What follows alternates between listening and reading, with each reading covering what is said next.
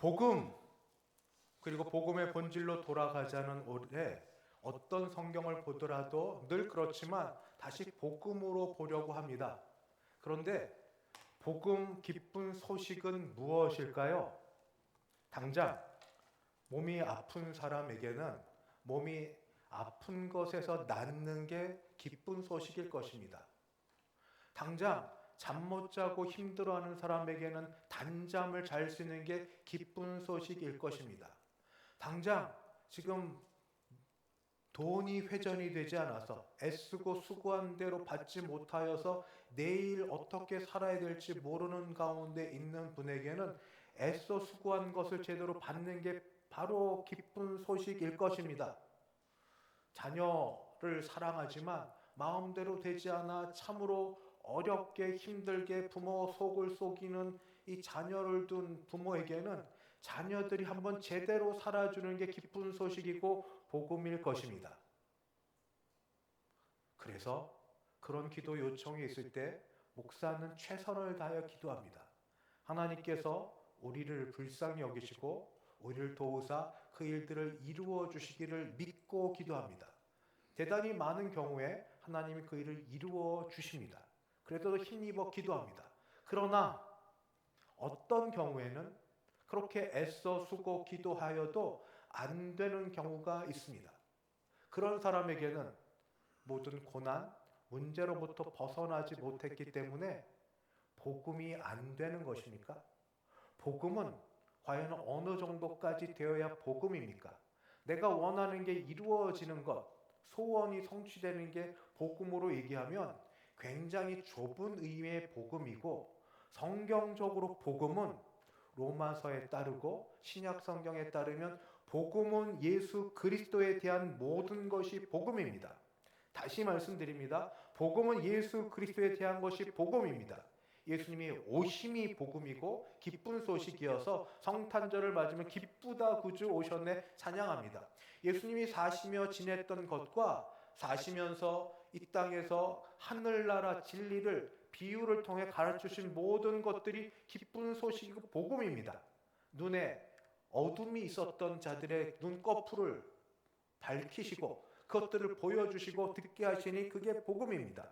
특별히 예수님께서 십자가에서 고난을 당하시고 죽으신 것이 복음입니다. 부활하심이 복음입니다. 특히 고린도전서 15장 부활장으로 여겨진 데는 복음을 딱 둘로 이야기하는데 복음은 예수 그리스도의 죽으심과 부활하심이다 하고 말씀하고 있습니다.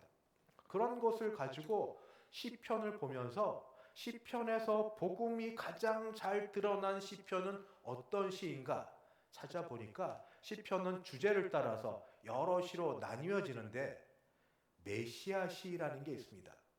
시편은 인생의 고난, 슬픔, 어려움, 즐거움, 찬양이 많이 있는 가운데도 주제가 메시아 시라는 시들이 있는데 특히 오늘 읽은 시편 22편은 메시아 시편의 가장 대표적인 시고 여기에서 바로 예수님에 대한 것들을 볼 수 있습니다.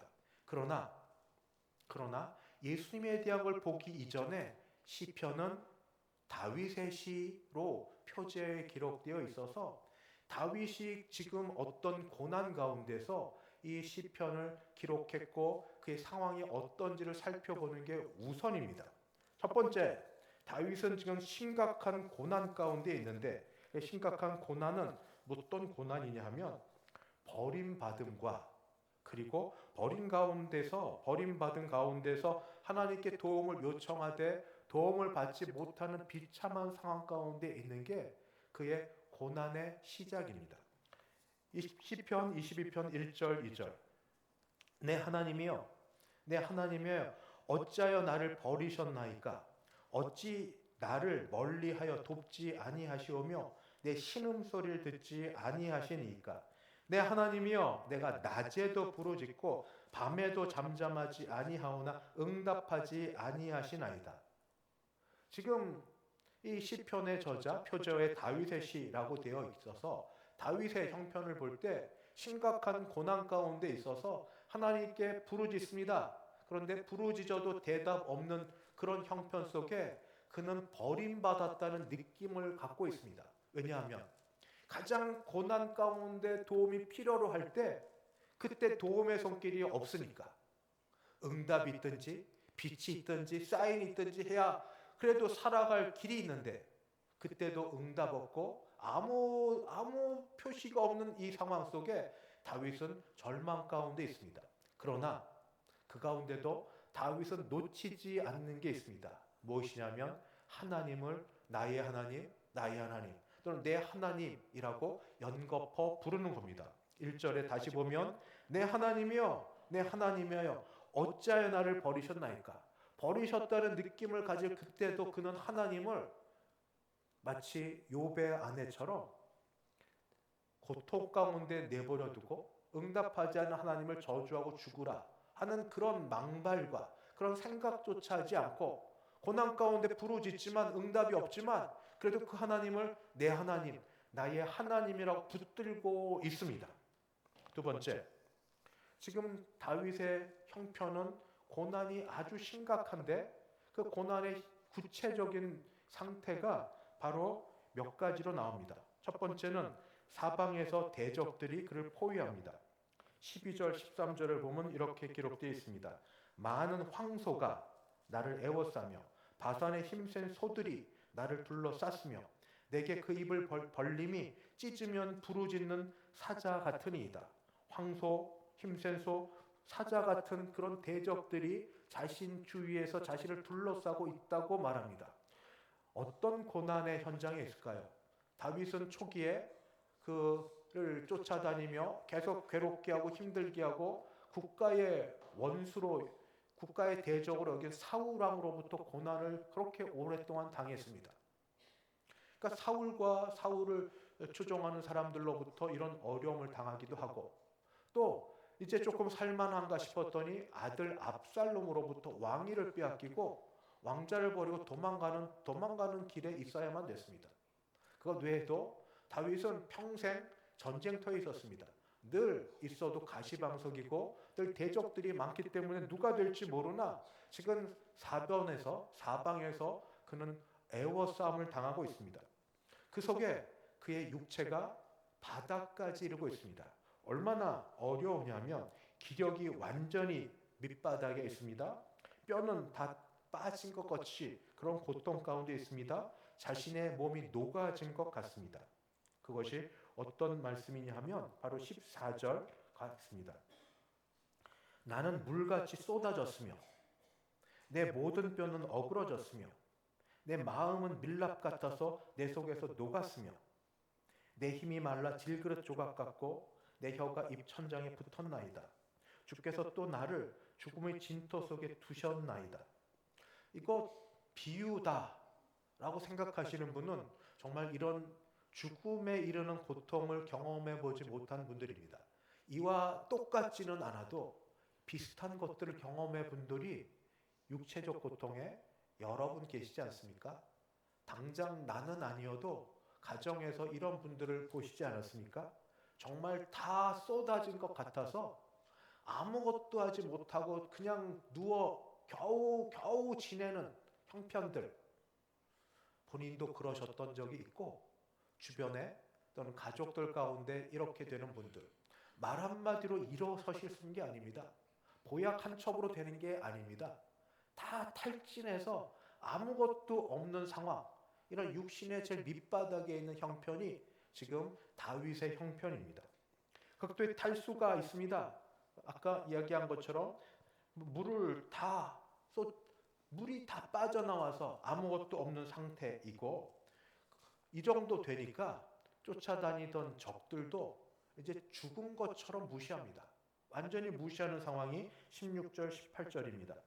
개들이 나를 애워쌌으며 개는 이제 죽은 사람들, 죽은 동물들을 쫓아다니는 집에서 기는 애완용 개가 아니라 들개입니다. 들개들이 나를 애워쌌으며 악한 무리가 나를 둘러 내 수족을 찔렀나이다. 내가 내 모든 뼈를 셀 수 있나이다. 그들이 나를 주목하여 보고. 얼마나 힘든지, 얼마나 메말랐는지 정말 뼈가 이런 분을 봤습니다. 이번 교회는 아니고 지난 교회에서 1년을 그냥 집에서 누워 계시는데 자그마하셔도 그냥 단단하신 어르신 권사님이셨는데 1년 뒤에 가니까 뼈밖에 없어요. 정말로. 어떻게 옷을 들쳐 그렇게 못하지만 살 이렇게 보는데 정말 그러합니다. 여기 쭉 하고 이렇게. 주변에 이런 분도 계시지 않습니까? 이런 가운데 제일 밑바닥에 힘든 가운데서도 다윗이 했던 일은 뭐냐 하면 그 가운데도 그는 놓치지 않는 게 있습니다. 그게 무엇인가? 먼저 하나님입니다. 본인이 불러도 대답하지 않는 하나님이지만 그래서 하나님을 그래도 내 하나님이라고 관계를 끊지 않고 붙들지만 그 하나님의 본질, 하나님의 본성에 대해서는 망발도 하지 않고 오해도 하지 않고 억지로 곡해도 하지 않으려고 합니다. 그 하나님은 어떤 분이신가? 바로 3절 말씀입니다. 이스라엘의 찬송 중에 계시는 주여, 주는 거룩하시니이다. 이런 고난 가운데 있으면서도 하나님에 대해서는 주는 거룩하신 분이라고 그렇게 고백합니다. 나는 비록 버림받은 것 같지만 그래도 주님은 거룩하십니다. 내 감정이 아무리 메말라 다 비틀어졌을지라도 내 상황이 아무리 절망적이라 할지라도 그럼에도 불구하고 하나님은 본질상 변하지 않으시는 거룩하신 분이십니다. 비록 지금 응답이 없을지라도 그렇게 보일지라도 그러나 그래도 하나님은 거룩하신 분이십니다. 또 하나는 그렇게 하나님에 대한 마음을 정하고 나자 본인의 과거에 대한 것들이 기억들이 새록새록 떠오릅니다. 과거에 나를 도우셨던 하나님. 그게 9절 10절. 오직 주께서 나를 모태에서 나오게 하시고 내 어머니의 젖을 먹을 때에 의지하게 하셨나이다. 내가 날 때부터 주께 맡긴 바 되었고 모태에서 나올 때부터 주는 나의 하나님이 되셨나이다. 비록 지금 죽은 자 같고 그렇게 고난 가운데 있지만 그러나 그 속에서 하나님은 거룩하신 분이시고 그리고 자신의 과거를 돌아봅니다. 내가 태어날 때부터 기억이 별로 없어도 젖먹이 때부터 하나님이 지금까지 나를 돌아보아 주셨다. 여기까지 함께하여 주셨다. 그것 붙들고 그러하니 하나님이 지금 고난 가운데 있을지라도 나를 더 버리지 아니하실 거다 하는 그런 신랄 같은 소망과 믿음을 가지고 있습니다. 여러분, 믿음은 기억이기도 합니다. 나쁜 기억이 아니라 정말로 하나님이 내 삶에 찾아오셔서 나에게 말씀으로 말씀하시든 아니면 말 못할 어떤 것으로 체험케 하시든 신앙은 기억이기도 합니다. 믿음은 기억입니다. 하나님과 만났던 기억, 하나님이 은혜로 대해 주셨던 기억, 바로 신앙은 바로 그겁니다. 그 속에서 이 다윗은 놀라운 신앙의 고백으로 바뀝니다. 바로 21절에 주께서 내게 응답하셨나이다 라는 것으로 그의 21절을 마칩니다. 여기는 완료형입니다. 응답이 확신했다는 그런 겁니다. 그러나 사실은 하나도 바뀐 게 없습니다. 대적들로부터 벗어난 것도 없고 몸이 힘든 것에서 나아진 것도 없고 병이 나은 것도 없고 문제가 해결된 것도 없습니다. 성경 본문에선 적어도 그런 게 해결됐다는 게 하나도 나오지 않습니다. 그럼에도 불구하고 이 다윗은 하나님께서 구원하셨다라고 이야기하고 그 이후부터는 찬송하리로다 하고 믿음으로 선포하고 나아갑니다. 이것이 다윗이 처했던 고난이고 고난 가운데 하나님을 바라보며 하나님께 기도하는 가운데 이 양쪽 부정적인 것과 긍정적 같이 있습니다. 부정은 현실입니다. 응답 없는 하나님, 자신의 상황에 지극히 안 좋고 그러나 그 속에서 기억을 더듬어 그래도 나는 하나님을 놓지 않으려고 그 하나님은 나의 하나님. 과거를 돌이켜 보면서 나를 지금껏 사랑하셨고 지켜오셨던 하나님, 그 하나님 붙들며 그 하나님이 나를 구원하셨다. 구원하셨다고 선포하고 구원하셨기에 찬송한다고 이야기하는 이런 다윗과 오늘 이제 1000년이 지나서 이 말씀을 특별히 십자가에서 되뇌시는 예수님을 겹쳐서 봅니다. 유대인들은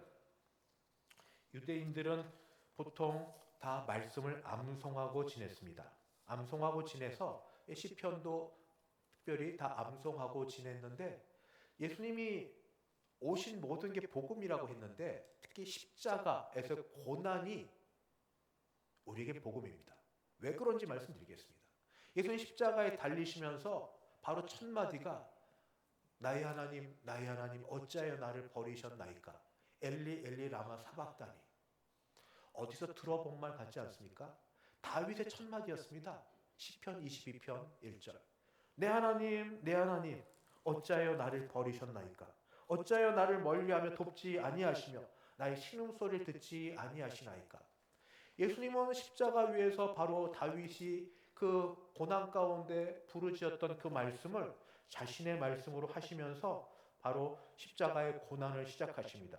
그러면서 십자가에서 있었던 모든 일들이 사실은 시편 22편에 너무나 정확하게 사실처럼 보여지고 있습니다. 예를 들면 시편 22편 7절 8절 나를 보는 자는 여호와께 의탁하니 구원하실걸, 이런 말씀은 마태복음 27장 43절 하나님을 신뢰하니 하나님이 원하시면 이제 그를 구원하실지어다 하고 주변 사람들이 조롱하는 것. 시편 22편 15절 내 혀가 입천장에 붙었나이다 다윗이 얘기했던 그것이 주님께서는 요한복음 19장 28절에서 내가 목마르다 하는 것으로, 수족을 찔린 것 시편 22편 16절에 내 수족을 찔렸나이다가 요한복음 20장 25절 내가 그의 손에 못자국을 보며, 그 발에 그리고 창자국이 있고 발에 못자국이 있고, 또 옷을 나눔 참 독특하고 구체적이죠. 시편 22편 18절에 내 겉옷을 나누며 속옷을 제비 뽑나이다. 실제로 그런 일이 벌어졌습니다. 우연일까요?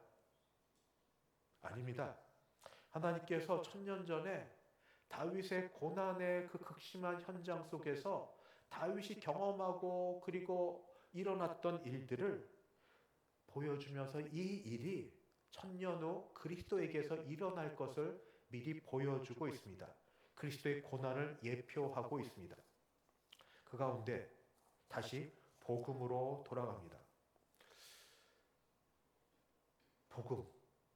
우리는 처음 시작이 내가 아플 때 낫는 것이 복음이고 기쁜 소식이고, 경제적으로 어려울 때 단돈 몇만 원, 아니 정말 어려운 몇천 원도 없을 때도 있어요. 밥 한 끼도 어려운 때 단돈 몇천 원, 그거라도 지금 당장 내 손에 쥐어지는 게 기쁜 소식 복음이고, 정말 힘들어할 때 거기서 벗어나는 게 복음이라고 한다면 도대체 예수님의 고난당하심이 무슨 복음입니까? 어떻게 복음이 됩니까? 여러분, 본질적인 문제가 해결되는 것, 그게 복음입니다. 인간의 본질적인 문제는 뭡니까? 죄입니다. 죄의 값은 사망입니다. 그냥 죽고 육신이 온대로 소멸되어서 흙으로 가는 게 다가 아닙니다. 우리는 부활합니다. 의인은 있어서 주님께 와서 영원한 생명의 부활로, 주님을 믿지 않고 죽은 자는 바로 이 악인 심판의 부활로 우리 그렇게 일어나게 될 것입니다. 사람이 신분이 바뀌어지게 되었습니다. 지금 당장 무엇을 먹을까? 무엇을 입을까? 어디 가서 어떻게 살까? 오늘 밤 어떻게 잘까? 당장 내 발등에 떨어진 불이기 때문에 어렵고 힘들어 보여도, 그러나 그보다 더 본질적인 것은 영혼에 대한 것, 영생에 대한 것.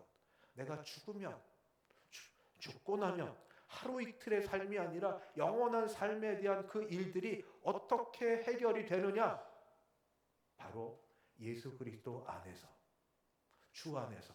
주께서 십자가에서 고난을 당하심은 대속적 죽음이라고 합니다. 주께서 대신하여 고난을 당하시고 죽으심이 주님이 죄가 있어서, 주님이 잘못이 있어서 그렇게 된 것이 아닙니다. 처음부터 주님은 그렇게 하려고 오셨습니다. 대신하여 고난을 받으시고 대신하여 죄값을 치르시고 대신하여 죽으려고 오셨습니다. 얼마나 아프셔? 얼마나 힘들어? 고난의 금요일 되면 예수님 얼마나 힘드셨을까? 그렇게 감상적인 게 아닙니다. 그 결과로 그것 때문에 우리가 살게 되었고 그것 때문에 우리가 하나님의 자녀된 바로 그 일이 있어서 주님의 죽으심은 인간적으로 고난에 대해서 불쌍히 여김받고 안타깝게 여길 수 있지만 그게 중요한 게 아니고 그 덕택으로 그 덕분으로 우리 본질이 바뀌어지고 신분이 바뀌어져서 우리의 죽음 이유가 우리가 천국에 들어갈 수 있는 사람 된 것이 복음이고 살아서는 여기서 주의 이름을 부르며 하나님을 감히 아빠 아버지라 부르면서 주님이 오신 게 천국을 가져오신 겁니다. 천국 복음을 전한 거고 여기서 때때로 하나님의 뜻과 하나님의 방식을 따라서 여기서 천국을 누리며 살 수 있습니다. 주의 이름을 부르는 자마다 주의 이름을 의지하여 간구하는 것마다 마귀가 쫓겨나고 귀신이 떠나가고 병이 고침받고 나음을 얻고 강건해지고 그렇게 살 수 있고 마음의 평안을 얻게 되어집니다. 죄 가운데 있을지라도 주께서 죄 용서함을 우리에게 허락하여 주셔서 감히 뻔뻔하게 담대하게 지금 이 자리에 나와 있습니다. 죄로 인하면 누가 이 자리에 있을 수 있겠습니까? 주께서 죄에 대해서 진노하시고 찾으시면 누가 설 수 있겠습니까? 그러나 예수 그리스도의 피 공로로 이 자리에 있을 수 있습니다. 여기에 더하여 드리고 싶은 복음의 말씀이 있습니다. 바로 뭔가 모든 고난의 문제 아픈 자가 나음 있고 경제적으로 어려웠던 자가 그 문제가 풀어지고 모든 힘든 게 다 사라지는 게 다 고난의 시작이지만 다 안 되는 경우가 종종 있습니다. 그러나 그때는 안 될지 몰라도 하나님의 때에 하나님의 방법으로 하나님의 뜻대로 이루어집니다. 바로 다윗도 이 사울의 쫓아다닌 고난으로부터 왕으로 다시 일어서게 되었고 압살롬으로부터 고난을 받았지만 다시 복귀하였고 마지막 왕으로 영광스럽게 마치게 되었습니다. 그러나 더 중요한 것은 그렇게 되어질 것을 믿지만 그 가운데 더 중요한 게 있습니다. 어떤 것이 참된 복음이냐면 예수님께서 승천하시면서 하셨던 말씀, 내가 너희와 함께하리라. 임마누엘의 하나님, 내가 세상 끝날까지 너희와 항상 함께 있으리라. 내가 세상 끝날까지 너희와 항상 함께 있으시라. 지금 하나님 보좌 우편에 계시지만 거기서 그의 영 성령을 보내주셔서 우리 가운데 우리 안에 거하게 하시면서 이 말씀을 주셔서 우리가 다 이루어지지 않았어도 아직 어려운 가운데 있어도 주께서 하신 말씀 붙들고 견디며 살아갈 수 있습니다. 이사야 선지자의 말처럼 내가 물 가운데 지날 때에 내가 너와 함께할 것이라. 강을 건널 때에 물이 너를 침몰하지 못할 것이며 내가 불 가운데로 지날 때에 타지도 아니할 것이요 불꽃이 너를 사르지 못하리니. 물을 제거하지 않으셨습니다. 불을 제거하지 않으셨습니다. 물 가운데로 지나고 불 가운데로 지납니다. 그러나 그때 함께하여 주십니다. 내가 너와 함께하리라. 내가 너와 함께하리라. 수고하고 무거운 짐진 자들아 다 내게로 오라. 내가 너희를 쉬게 하리라. 아무것도 안 하게 아니라 같이 팔짱 끼고 같이 어깨짐 지고 같이 걷고 동행하여 주시다고 주께서 말씀하여 주셨습니다. 죽어서 천국 가는 그런 복음 이전에 여기서 주님이 동행하여 주시는 복이 있습니다. 하나 더, 고난은 그게 어떤 고난이든 반드시 끝이 있습니다. 예수님이 십자가에 죽으셨지만 사흘 뒤에 부활하여 살아나셨습니다. 부활이 뭡니까? 고난이 고난으로 끝나지 않는다는 겁니다. 고난은 끝나고 반드시 하나님의 새 역사가 이루어집니다. 죽음이 끝이 아닙니다. 죽음 이후에 새 생명, 부활이 있습니다. 눈물이 영원할 것 같지만 눈물을 말리게 하시고 부활과 영광으로 우리를 맞아 주실 것입니다. 말씀을 마치겠습니다. 사랑하는 성도 여러분, 우리 가운데 고난당한 분들이 여럿 있으십니다. 지난주에 우리 부모님, 어머님을 먼저 보낸 분부터 시작하여서 계속해서 몸이 아프고 힘든 가운데 지금 정말 믿음으로 교회에 오셨습니다. 또 가정에서도 그러하고 말 못할 여러 형편 가운데 있습니다. 기도 하나, 어떤 때는 하나님 들어주신 것 같은데 어떤 때는 여전한 것 같아서 마음이 이렇게 움직이고 흔들리는 분들도 많습니다. 가정에 상처가 있고 자녀 때문에 마음이 찢어지고 이런 마음이 있을 때 혹여라도 기도해도 응답이 없는 그때에 하나님이 나를 버리신 것 같아. 또 주변의 사람들이 괜히 알지도 못하면서 떠드는 소리가 있습니다. 당신 믿음이 부족해서 그래. 이런 일들에 현혹되지 마십시오. 복음은 그게 아닙니다. 다윗도 다윗처럼 의롭고 다윗처럼 하나님이 사랑하시는 그런 분도 이렇게 고난을 받았고 고난 가운데 기도해도 내 하나님이여 내 하나님이 어찌 나를 버리셨나이까 이런 외침이 있었고 예수님도 동일하게 말씀하셨습니다. 죄가 있고 믿음이 부족해서입니까? 예수님이 이런 고난 가운데 있는 게 정말 그런 문제 때문입니까? 물론 그런 경우도 있지만 그렇지 않은 경우도 있는데 괜한 자책감에 죄책감에 넘어지지 마시고 오히려 끝까지 그래도 하나님은 나의 하나님, 하나님은 나의 하나님, 그 하나님은 거룩하신 분, 그 하나님이 결국은 하나님의 때에 하나님의 방식으로 나의 고난에서 벗어나게 하실 것, 그때까지 영원토록 동행하여 주시는 하나님, 그리고 고난의 끝에 부활의 생명의 역사를 경험하실 그 하나님을 바라보며 기도하시고 바라시고 소망하시고 아뢰셔서 하나님의 새로운 역사를 경험하시는 참된 복음이 주 예수로부터 예수님이 주시는 은혜로부터 우리 모두에게 임하시기를 주의 이름으로 축원합니다. 기도하겠습니다.